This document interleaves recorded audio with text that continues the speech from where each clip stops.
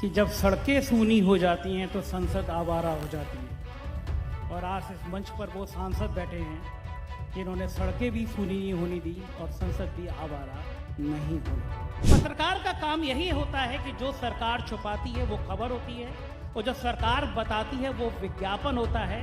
तो सच सामना करना होगा तो इसलिए वो छापना होगा। मुझसे भी कहा गया कि हर साल 10 करोड़ रुपए का बजट है, भाई पहला पेज चेंज कर दो।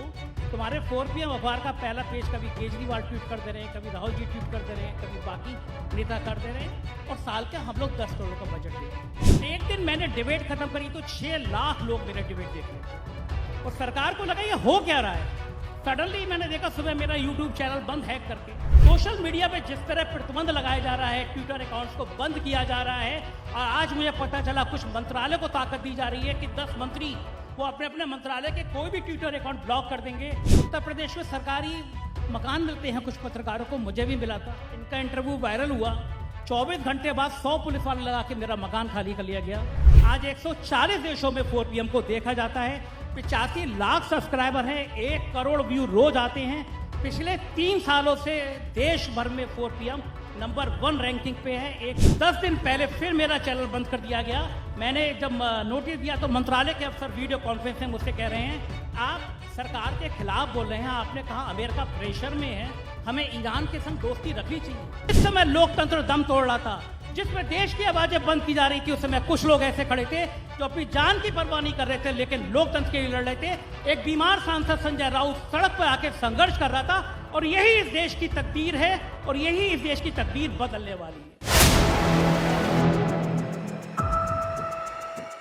बहुत बहुत शुक्रिया संजय राउत जी, आपने मुझे एक ऐसा मंच पे बोलने का मौका दिया जहाँ पे बैठ के मुझे राम मनोहर लोहिया जी की वो लाइन याद आती थी कि जब सड़कें सूनी हो जाती हैं तो संसद आवारा हो जाती है।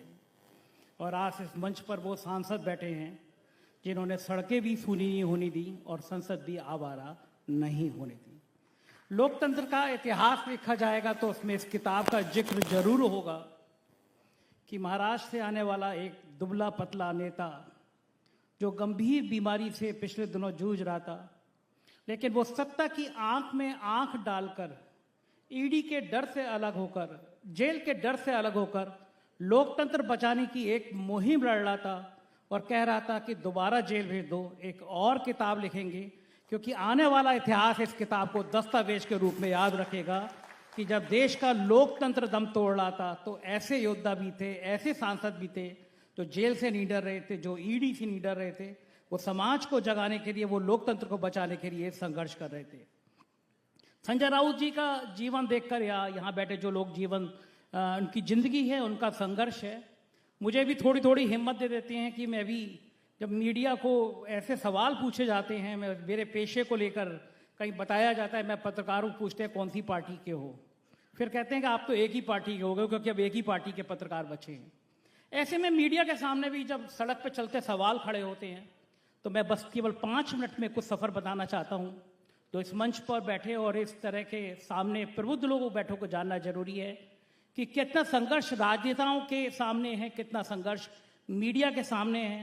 2017 में जब सरकार बदली उत्तर प्रदेश में, मैं लखनऊ से आता हूँ, मुझे बुलाया गया। सरकार के एक बड़े अफसर ने कहा, आप कल्पना करिए, आप लोगों को पता ही नहीं होगा कि 1000 करोड़ का बजट, आपके टैक्स का पैसा मीडिया को बांटने के लिए आवंटित है।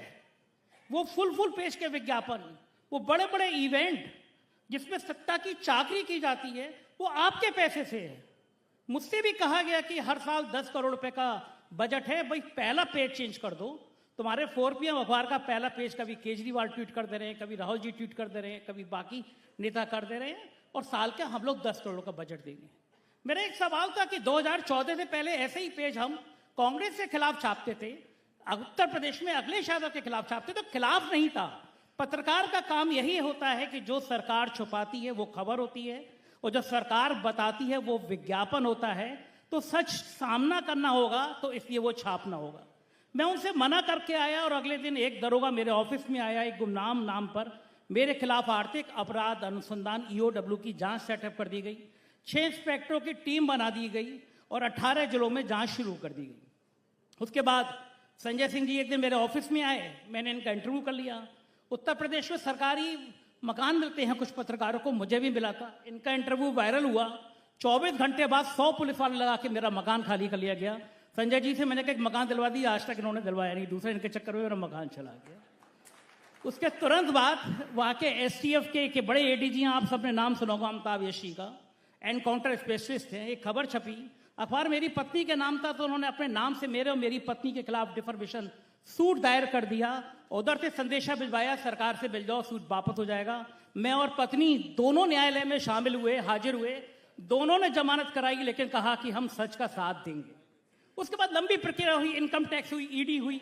2022 के चुनाव थे, यूट्यूब चैनल मेरा पॉपुलर हो रहा था, मैं डिबेट कर रहा था, बड़े बड़े गोदी मीडिया के चैनल्स के डिबेट पे नीचे यूट्यूब पे व्यू आ रहे थे 10,000 5,000। एक दिन मैंने डिबेट खत्म करी तो 6 लाख लोग मेरे डिबेट देख रहे थे, और सरकार को लगा ये हो क्या रहा है। सडनली मैंने देखा सुबह मेरा यूट्यूब चैनल बंद, हैक करके। 3 दिन हमने संघर्ष किया, मेरे बहुत अच्छे लॉयर हैं हैदर, उन्होंने नोटिस दिया, नहीं खुला। हमने 4PM यूपी के नाम से एक नया चैनल बनाया, आज उसके भी इन लोगों की मेहरबानी की वजह से 19 लाख सब्सक्राइबर हो गए। गुजरात का चुनाव हुआ, हमने बस अरविंद जी की एक दिन खबर छाप दी, हमारे पास इनकम टैक्स से नोटिस आ गया। हमने अपने वकील को थमाया, हमने कहा लड़ाई लड़नी है तो लंबी लड़नी, और हमने 4PM गुजरात लॉन्च कर दिया। आज गुजरात के भी 4 लाख सब्सक्राइबर हो गए। 1 महीने के अंदर, पिछले 1 महीने में गुजरात में 3 अदालतों पे मुकदमे हो गए, पुलिस का वारंट आ गया, क्योंकि गुजरात के चुनाव हैं और गुजरात का सच देश के सामने नहीं आना चाहिए।